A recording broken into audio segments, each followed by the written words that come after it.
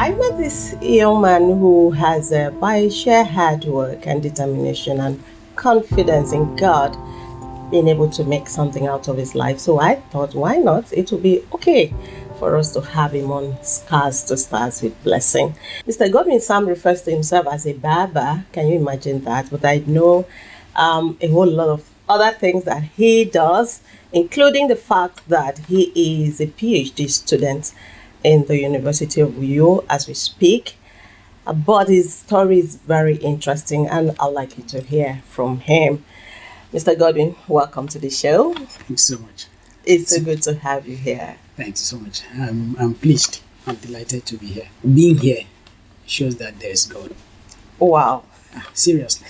Being here shows that there is God. And that it is God who takes people.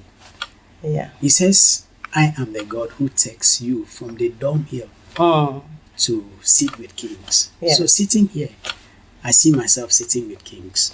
Thank you. Because ordinarily, and not people like me, should be on television. I know why he's saying that, because sitting here means he's a star and he's someone who has been able to turn his scars into stars. Those are the kind of people I bring on this show to be an inspiration to others. And I'd like to add, don't mind what you're saying on his head. He's a young man, like I said. I don't know whether all the white hairs were caused by the struggles that he had to pass through, or is it a family thing? No, it's not a family thing, because my elder brother and some people older than me don't even have. They don't have. Okay. I see it as a gift of God, because the Bible says that gray hair is on the head of the wise. Okay.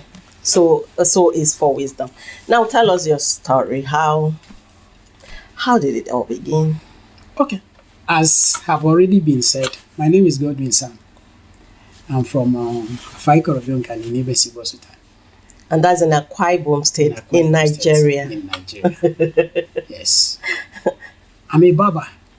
Whatever I will be and whatever I will be from here, I'm a barber first. Why do I say I take pride in being a barber? Because my Bible makes me to know that it says, see thou a man that is diligent in his work. He shall stand before kings and not be men. I am a barber who takes pride in what I'm doing. I take extra care in the people I cut their hair. Okay. To the extent that there was a time people would pay transport from far distances to come to my shop. Why? Was it because your shop was very beautiful? No, it has nothing to do with that. Men who have bumps, rashes on their cheek, on their jaws, will come and would use picker and pick the hair carefully. Was that part of your training as a barber? No. Okay. But as you do the work, as I did the work and got to know that, okay, when you shave, when the hair is still inside, the bump will continue to be there. Okay. But once you pick up the hair before shaving, the bump, that particular one will dry off. Okay. So people would now, when people had bumps and they go and see maybe their friends who used to have bumps and the bumps are no more there. So who treated you? They will say exotic. Because that was the name of, that's still the name of my shop. Okay. Exotic Clippers. Okay. So that's the extra you had to put. A man of God said that the difference between ordinary and extraordinary is in the extra. Yes. So that's the extra. Yes. And then that helped to draw people to you. Okay, continue. How did you get into barbing? Ordinarily, I would have wanted to be a furniture carpenter. Okay. Because I used to love when I see good chairs, good furniture. Okay. But when I finished staying, or I was a house help to a former commissioner, then he was a commissioner then, thieves came to steal his generator and he could not trust me after staying with him for 3 years. I told him I don't know anything about it. He said that he is convinced, those were his words, that is convinced beyond reasonable doubts that I know something about the So he thought you connived with yes, the thieves. he thought I connived with the thieves Okay. to come and take his generator, because the people, after taking the gen, they use whether knife or something to write on the ground to his house, entrance to his house, that we are taking this generator to you. So maybe he felt, since I'm an Uyo man, and this happened at Oro, Okay. so he felt, since I'm Uyo man, Now you I brought could your know- brothers, yes. your village people. So he Come had and to. carry his He gen. told my dad. My uncle was the village head of my village. I took my father, my uncle to see him. He told them, he will only let me be. He will only free me if I would swear to him. Okay. Did you swear? Yes, I swore to 3 different kinds of mbiam.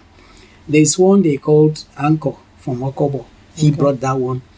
And my people from my village brought another one. That means your people trusted you. Yes. My father called me into his room and said, son, Tell me the please tell me the truth, so that you won't go and disgrace me there. Do you know anything about the gen? I said no. He asked me again, please, I don't want a situation that I will follow you to that place only for you to go and tell me in front of the Mbiam that you will not take I it. said no. Okay, now he now followed me with my uncle that was a village head. He followed me, so we went there, and I swore to the Mbiam. He You now swore said to 3 different Biam. 3 different Mbiam. Maybe your boss thought you were going to die or something. Why it was that way was, my people said, let him not only bring his own Biam, Okay. where it could be whether I did it or not, I die. Okay. So they now brought their own. My people now brought their own. Okay. So the person who brought the other Mbiam from Oron had to swear to this one they brought from my people. Also. As my people brought, that person swore. Okay. If this Mbiam he brought is do or die, that is whether you do it or you don't do it, you must die. So it's possible to have that kind of Mbiam? Yes, it's possible. That must be a foolish Mbiam. No, it's possible.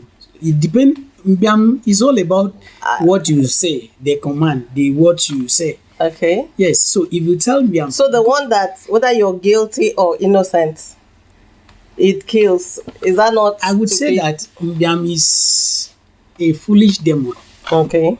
that does whatever you command it to do. Okay.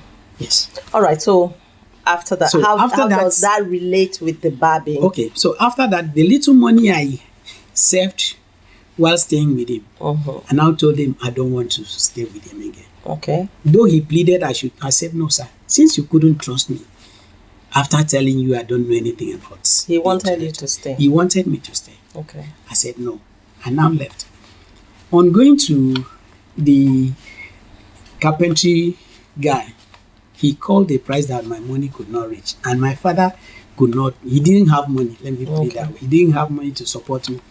To the only other business that I had to go, because the training fee was not much and to start up was not much. And honestly, I started with a single mirror on someone's veranda. That was your first shop. That was my first shop. Okay. What were the tools you needed? Because I- somebody might want to hear. People who are looking for 100,000 naira to start a barbing shop may want to hear, what it takes to begin a barbing shop. I started with a clipper, a small transistor radio Two. to entertain my customers, and a mirror. Okay. 3. You've always been, caring about your customers from the beginning. No, seriously, I knew that it would be so boring not having anything. Then having television in a radio, in a barber shop was not common because television was not hard or was not easy to come by. Okay. So that's how you with the radio. started. Now, how far have you gone with this business? Well, I would say that to the glory of God, we have gone far. Okay. I started school. School, by school, I mean the university, Okay. as a barber. And what inspired me, I had been having this dream of going to school. being a graduate. I had been having this dream for a very long time. But one day, the Holy Spirit introduced me to the church I'm still going now. I'm still a member today. And the first word I heard from the mouth of the pastor, Pastor Silvanus Okafia, was, take charge of your life. That was the message. Take charge of your life. Yes. Okay. That was the message. That was the title of the message. Take charge of your life. He took the message from 2 Kings chapter 7, the story of the 4 lepers. What year was this? That was 2007. You still remember? Yes. And that was the first Sunday of 2007. So you discovered that the way to take charge of your life was to do what and what and what? Okay, this is what the man said as part of the preaching.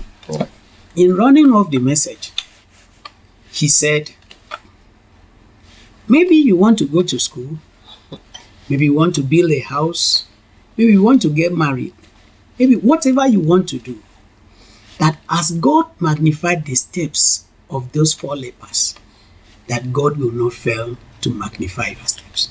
Okay. So I sat inside that church first Sunday of 2007 and decided that I will go to school. Okay. So incidentally, I had admission that year. My registration number was 07. Okay.